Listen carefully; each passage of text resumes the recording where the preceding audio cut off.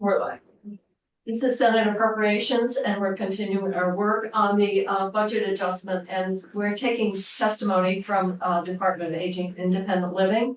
And I think all our witnesses are, not all, two, one. So I'm not sure who we're going to have testify. Rebecca, are you testifying, or is it Megan? Me starting off? For the record, Rebecca Silvernagel, I'm gonna hand it off to Megan and Kelly. If you're starting, then you need to. I'm not gonna, Oh. that's Megan's gonna, All right. not for the record, never mind, no, yeah, no.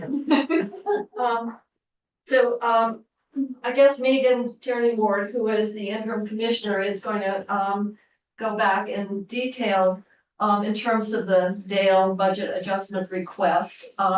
And I think we've got a number of issues here that relate to Dale. One is obviously the nursing home piece that was requested. We've also got a request was made, and we have to talk about the fact that we had some testimony on the adult days, how the methodology for removing the 2 million and what has been the impact on that. And so any of the other related budget adjustment items being requested by the governor or were made in the House that you would like to speak to, whether if they weren't in the governor's recommend, then I'm sure you would not be supporting them, but maybe I'm wrong. And if you would speak to any that you have got an issue around, that would be very helpful to the committee. So I'm going to turn it over to you, Megan, and get us started. Thank you, Madam Chair. This is, for the record, Megan Tierney Ward, like you said, interim commissioner at Dale. So I came prepared to talk a little bit more about the extraordinary financial relief request that's for the skilled nursing facilities. We came to you and testified originally, and the request is for $17 million in specific to EFR. And I understand, do you have specific questions to that? There was a recommendation by House Human Services to reduce that amount to 14. I suspect the questions are around that, but I want to make sure that yes, they are. Okay. Well, I guess the question is how you arrived at the 17 and how the other committee arrived at 14. Would be, so you could speak to both. Great. I'm assuming that maybe some additional information got provided to the policy committee that might have influenced their recommendation, but I'm only, it's only conjecture. So if you could go, that would be helpful. Okay, great. So I'm going to start. I also invited Jamie Mooney. She's the director of the Division of Rate Setting for Nursing Facilities, in case I can't answer any of the detailed questions. So to begin with, no surprise, Dale opposes that reduction to 14 million. And the reason we oppose it is because the amount that we forecasted, the 17 million, was based at the time of the request on the numbers of EFRs we had received to date. When we testified at this committee, we had an estimate of about a little over 10 million, 10.4 million-ish already committed for state fiscal year 24. At that time, we had 2 pending requests as well. As of today, we have 3 pending requests, and we now estimate the total with the 3 pending requests to come to about 14.3 million. And that's based on an average of about 1.5 million per request. Now, it's a fairly big range, and it varies by facility. The range was anywhere between 1 million and almost 2.5 million per facility. I want to backtrack a little bit. When you did the estimate for the 17 million, you had how many facilities that already were no longer pending, but had been reviewed for the extraordinary relief or emergency financial relief? I believe it was 7 but I'm going to check in with, maybe Bill Kelly or Jamie Mooney to confirm. So, and then you said 2 were still pending, and then you said you made reference to 3 pending. So were the 3 pending additional on top of the 2 pending for a total of 5, or that's where I lost you? Sorry, I'll clarify. So the 10.3 was based on 7 facilities, the first estimate of actual paid out. Okay. Then we had 2 at the time of our testimony. We now have 1 more, so we have 3 pending as of right now.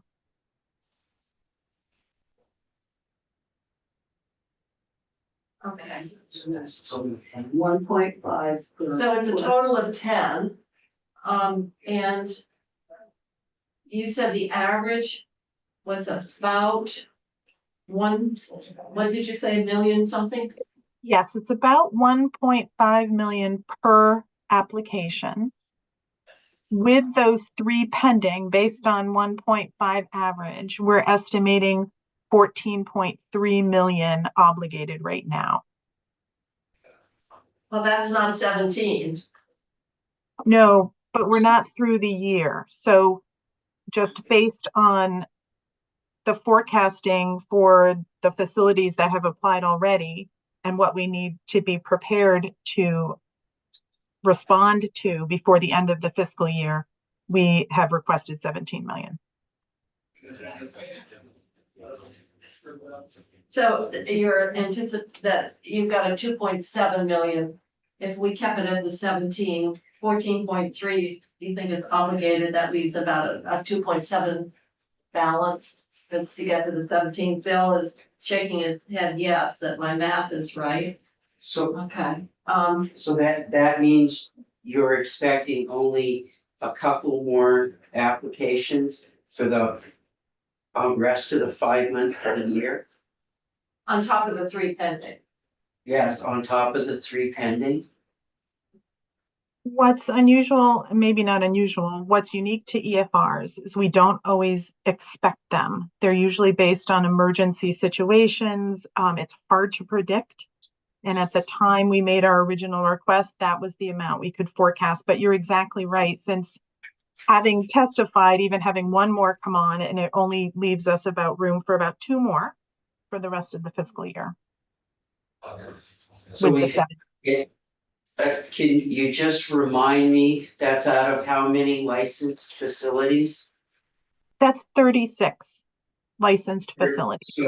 So we've got 36 and 10 have applied for emergency in the first 7 months of the fiscal year. And we've got 5 more months to go, and we only expect 2 more. You provided this testimony to House Human Services. I was just wondering where they came up with the 14.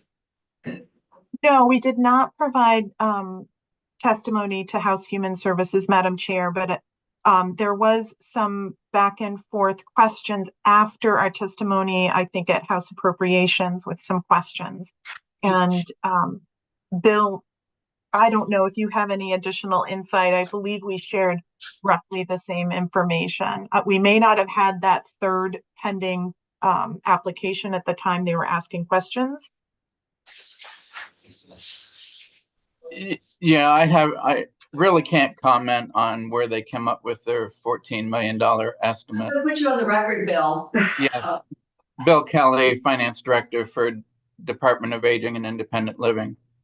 I'm really not sure where they came up with their estimate.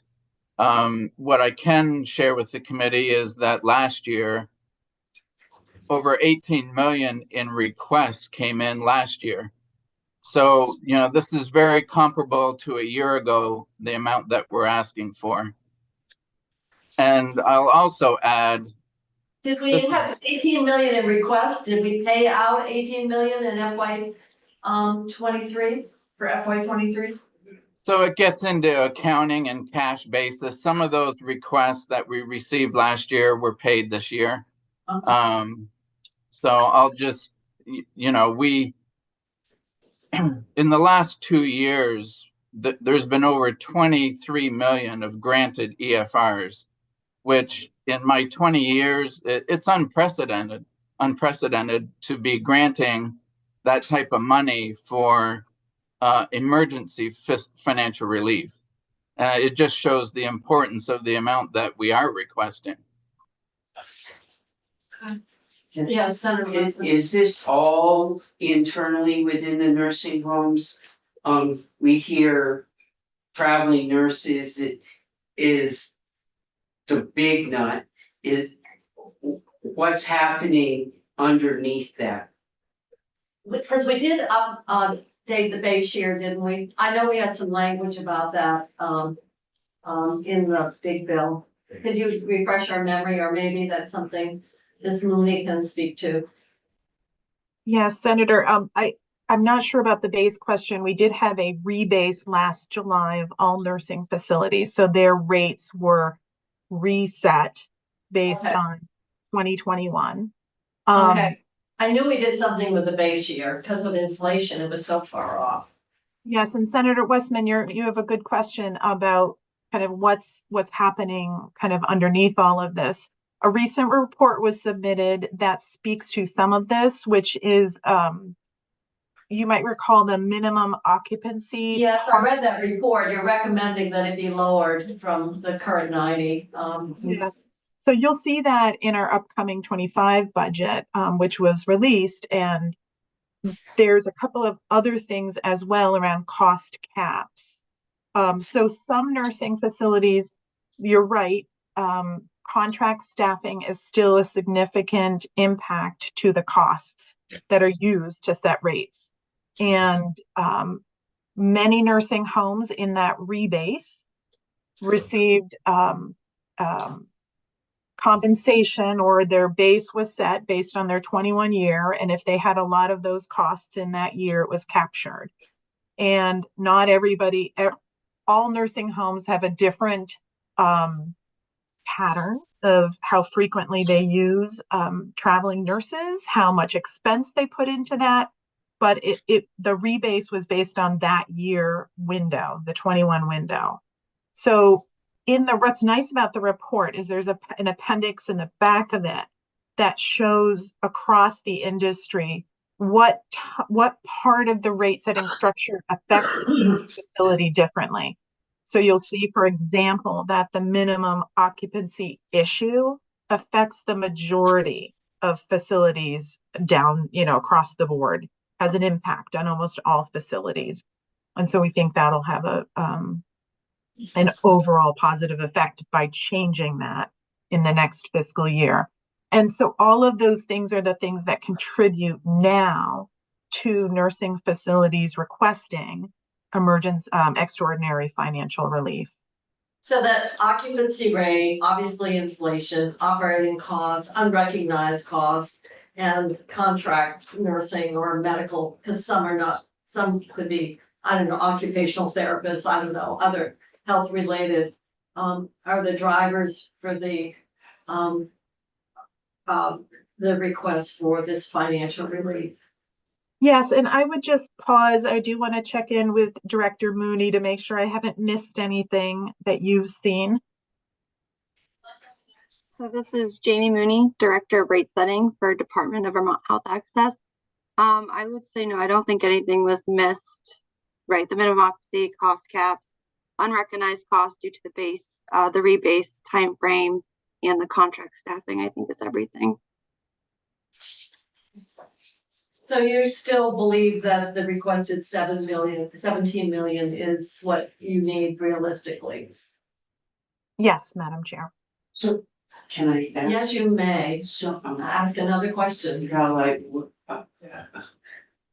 At this point where since you made the original request, and at that point there were 3 less, there were only 7, and now there's been 3 more.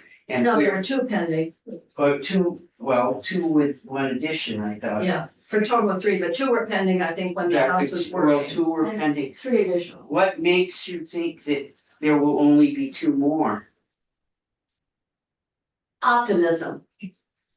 Well, I just, are we gonna get there in, I don't know, but obviously you don't know, but, if there could be more based on last year's experience of 18 million, I think. And the same factors were in play.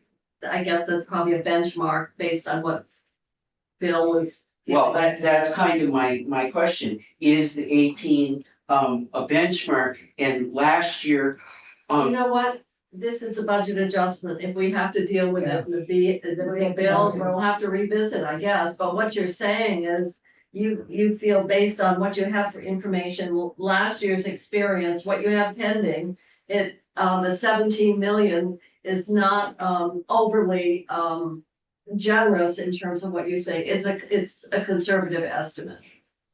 That's correct. Okay. yeah, Is that what your point were? yeah, I was trying to get to the point that I think this is really pretty conservative. But then, of course, that makes the budget even more difficult because the House, I school, 3 million. I didn't say it was, but if we're into May and it's like, oh. Great, okay.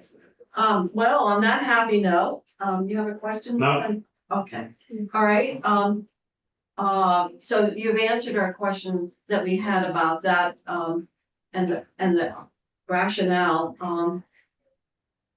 well, I don't know what the rationale is, if the House Health Committee didn't take, Human Services didn't take any testimony, out from you in terms of the experience, how the 14 was arrived at.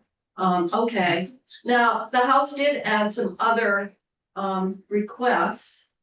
Are you prepared to speak to those today? I don't have that in front of me, but if you list them off, we can try. Well, for example, we did add more money for Meals on Wheels, and I guess, that's on here, right, somewhere?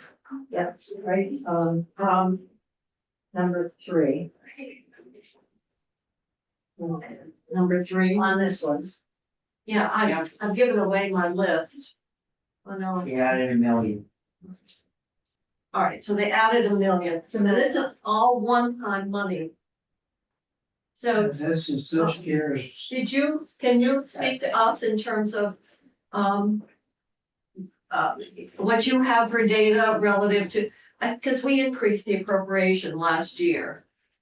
So I know that the governor's office, the 5th floor, will be sending a memo, a letter to me, outlining, the areas of agreement or disagreement with, the BAA as it was passed by the House. My question is, at this point, are you prepared to testify on any of those additional areas of spending? I mean, we're speaking to the area they reduced, but they obviously used money to, Meals on Wheels, and I think that, well, there was some, maybe, were there any others that relate to the Dale budget we have to go through? Yes, I would just mention one other thing, because it did come up together in front of us when the EFR reduction recommendation came by, and that is the recommendation to change some statute language. It's not about money, it's not about the actual budget, but there's a recommendation to remove, to change some language in the choices for care savings language. And it has to do with removing the word obligated funds. So it would propose that Dale not be allowed to account for obligated funds when doing the year-end savings calculation.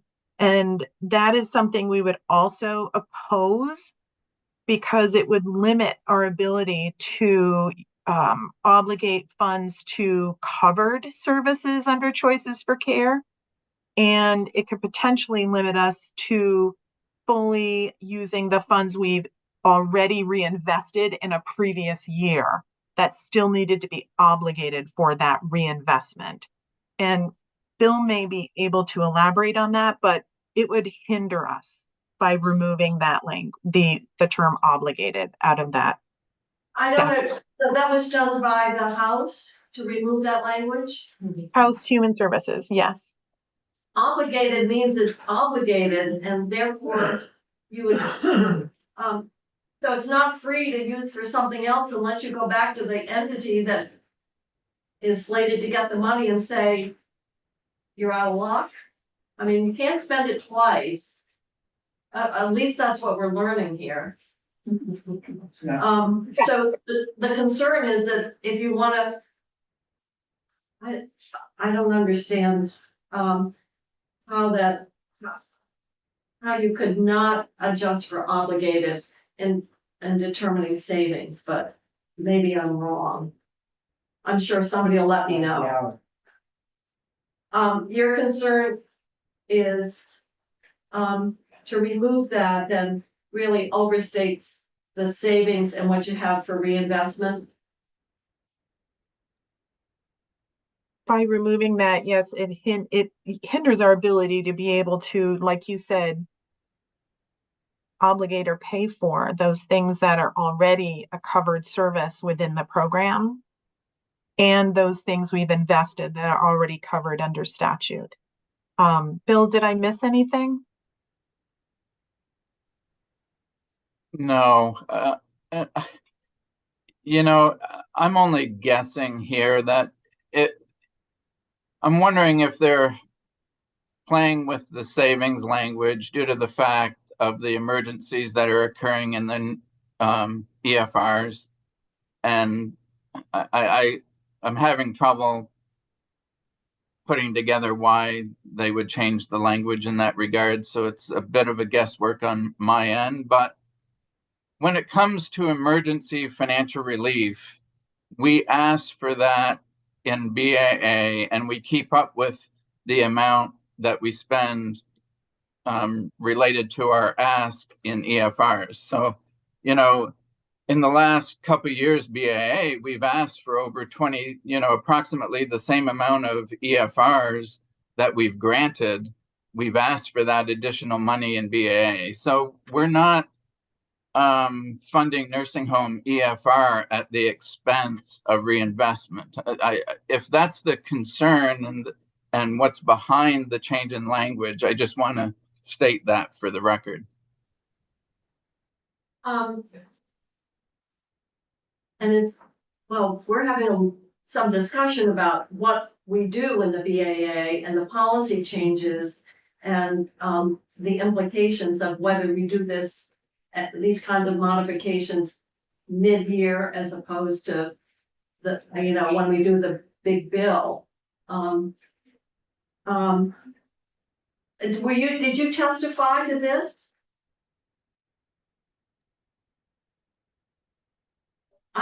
Bill, you're muted. I would add in that regard that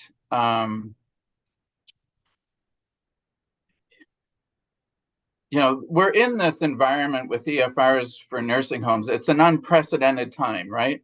So when you're funding for emergencies, I think the appropriate place is BAA rather than base budgeting, because hopefully we don't stay in this world of EFRs for nursing homes. No. I'm not questioning the emergency relief. I'm talking about changing how we define obligated and removing it, and how we define savings. That's what I'm getting at. And it seems to me that may have fairly significant implications. And so I'm just wondering if the BAA is the right vehicle to be making that kind of change in the methodology. I think that's really what I'm getting at, or whether this is something that needs to be deliberated in the context of the next year's budget. Madam Chair, you asked if we testified, and we did on that, and we did not. You didn't either? Okay, thank you. It could be a gap between what policy committee understands about obligated and what appropriations understands. Okay, no, thank you for bringing that up. I'm not sure we would have, well, maybe our joint fiscal folk would have picked it up. I know the whole calculation of savings, and there may be, obviously, people would like to have the more savings, the more there is to reinvest, but the savings have to be real. So, okay. The house is. So what else would you like to bring to our attention? I have nothing else in BAA that I would like to bring to your attention. I'll just check in with Bill. Is there anything else? Not that I can think of. So now we have, can you speak to $1 million one time for Meals on Wheels? I guess you're gonna, for the last quarter, you're gonna eat really well and then finish a lot for, I don't know what's gonna happen, but. I cannot speak to that. I apologize, but we can certainly get back to you with some feedback Megan? from our program staff. Bill? I'm not sure if I'm clear on what the question is, but if the question is, do we have information on the utilization of the first million? I've talked to my staff, and that takes a while to be reported. And so, that's a continuing process between now and the end of the state fiscal year on utilization of the first million. And So it's actually doubling. Right. And the second million, I think our only note was there on how it's distributed. We sent in some language to clarify the legislative intent on how to distribute that. Okay. The So first million. That'll be in the Dear Jane letter then. Okay. Correct. Okay. Other comments or questions, committee, on here? Rich? No. Nothing more? No. You, Jenny? No, for now. So they add $1 million and this is an additional million? Yeah. Yep. This is one time. That's the other thing. Yep. And I think the million we put in was base. Is that, so. Yep. Which is where you get the continuity and the predictability if it's in the base. I mean, this is a very large slug of money. For volunteers. What? It's a big volunteer organization. Yeah, no question about it. Did the House Human Services take testimony on the adult day situation, which involves waiting lists at this point? Did anyone- I don't believe so, but I'm going to check in with Rebecca Silbernagel, who's in the room, I believe, to see if she's received any requests late. Rebecca Silverdale, I'm Dale, the principal assistant. I don't recall off the top of my head. I don't think so. It's not, I do know that we have the report coming out very soon. So that much I can tell you. But no, sorry. You didn't testify? Oh, no. Okay, because what we had was obviously from their lobbyist. Right. And that was that there was and actually you had the testimony, Megan, a 2 million, and that was based on utilization in prior years. And we expressed concern that COVID had impacted utilization, that, it might have been a very low utilization number to peel that much out. And now we have data. I don't know whether you're collecting it as well, that around the waiting list for the programs. At inflationary. Well, inflation, yeah. Well, we did do we did do that in terms of the rate increase last year, very significantly. Over and Yes. above what was recommended in the report, I would like to point out. But can you speak to that at all in your perspective?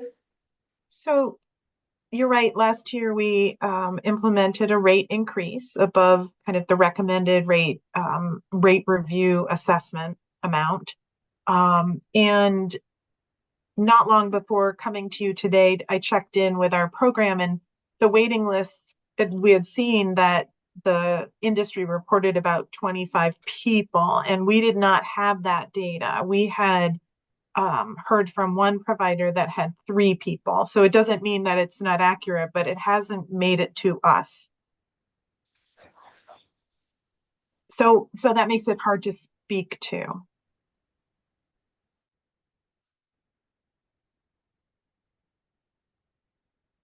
Um,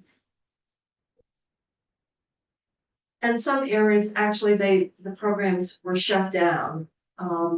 I think, Senator Westman, you had, in this area where people have to go, I don't remember, to another program, in Morrisville or something, I don't remember. Gary. From, Did last. I can speak to that. Rutland, so there were the main regions that closed was Rutland. And Rutland has an interested party that is working with the regional partners, like the area agencies on aging, to come up with a plan to reopen. They have had to pause for a little bit because they also are responsible for, I think, a residential care home or similar, and they had to address some staffing needs there before they moved forward, but are still very interested in moving that project forward. And we just heard there had been some waxing and waning interest in the Barry area. And we just heard this week from an interested party to do a site in the central Vermont area. So we're really excited about that and should be able to help them. Well, that's actually good news in Rutland, because as of last year, there was not, and that is good news that somebody's at least looking at it. but then do you have your funding available to support with the money that's been pulled out? Can you support new programs? Yes, I believe I will look at Bill, but I believe we still have some startup funds that we can help them with. That may be the part they need the help with the most. And I think it's $50,000. Is that right? I see Bill nodding. Yeah. Correct. Well, you gotta start it up, but then you gotta fund them. Do you have the ongoing funding capacity?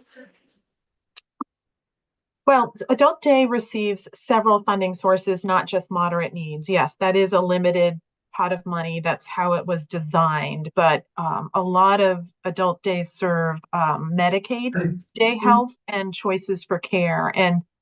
And there are also a few that do quite a bit of private pay. So what we'll be doing is helping them to understand kind of what that revenue source is, what they can expect to help them with that as they start up. Oh, go ahead. I know and we're on budget adjustment. Is there any money in next year's budget as proposed, recognizing that a program might start in Barry or Rutland?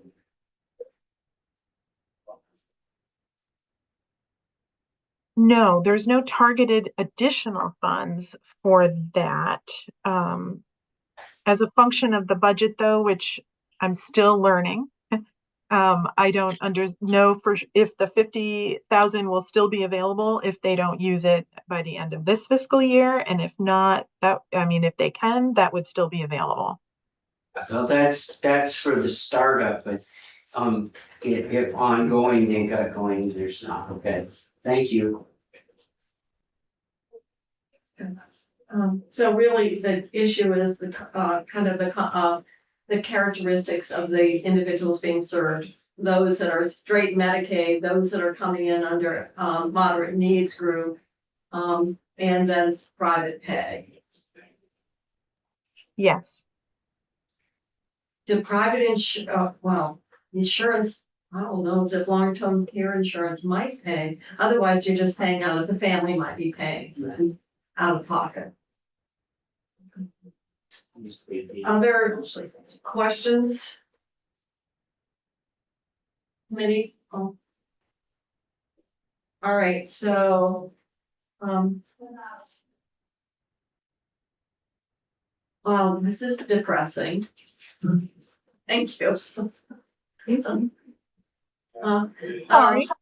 No, I mean, in terms of getting to the bottom line, and because it means that, we're having to revisit $3 million for the extraordinary relief issue. We've got to, the question really becomes one of, if you can give us some sense of the utilization of the million increase that we did in the base, which is really important, but what the 1 million, where that came from, and the justification for it, but I guess maybe we need to find that out. And It would be nice, can I, yes, you may. it would be nice to know if, how far along the group is in Rutland with the adult day.